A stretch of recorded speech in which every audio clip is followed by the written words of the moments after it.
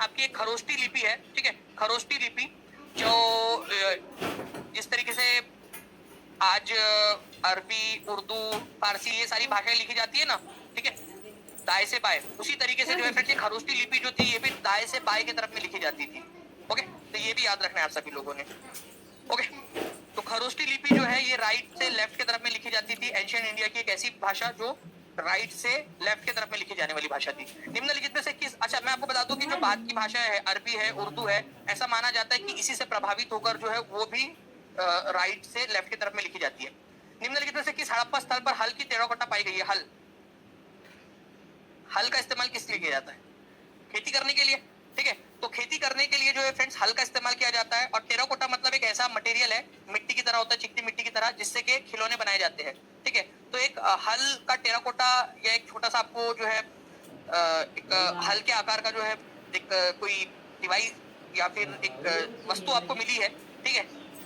तो टेराकोटा का हल एक छोटा सा खिलौने के टाइप का आपको कहां पर में मिला है? ठीक है, धोलावीरा में, बनावली में, कालीबंगान के अंदर में, लोथल के अंदर में, कहां पर में?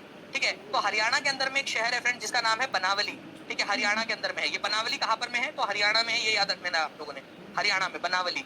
धोलावीरा कहां पर में है? तो ये गुजरात के अंदर में है, ठीक है, गुजरात में, ठीक है। कालीबंगान कहां पर में? राजस्थान के अंदर में है। लोथल कहां पर में? तो गुजरात के अंदर में, ठीक है। तो कालीबंगान हरियाणा के अंदर में है, वहां पर में आप लोगों को जो है फ्रेंड्स क्या मिलता है, ठीक है, इस तरीके से टेराकोटा या चिकनी मिट्टी का बना हुआ हल मिलता है, जिससे हमें पता चलता है कि हड़प्पा निवासी वो हल के बारे में जानते थे सिंचाई करने के, क्योंकि लकड़ी का जो हल होगा वो तो अब हमको मिलेगा नहीं। तो टेराकोटा का जो बना हुआ था चिकनी मिट्टी का वो अभी भी सुरक्षित रह गया, तो हमें मिल गया। Current, Labrador current, Agulhas current, ठीक है, ओके, किसके नाम पे रखा गया है?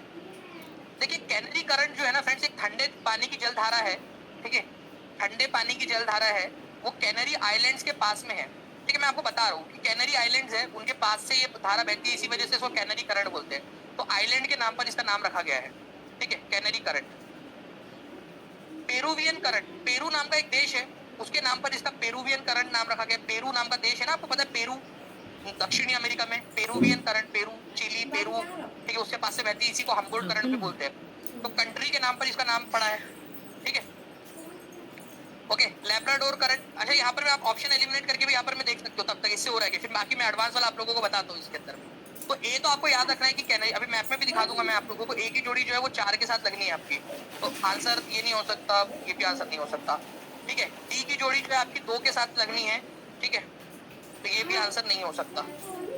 तो आंसर ऑप्शन नंबर डी के अलावा कुछ हो ही नहीं सकता यहाँ पर में, ठीक है, ओके।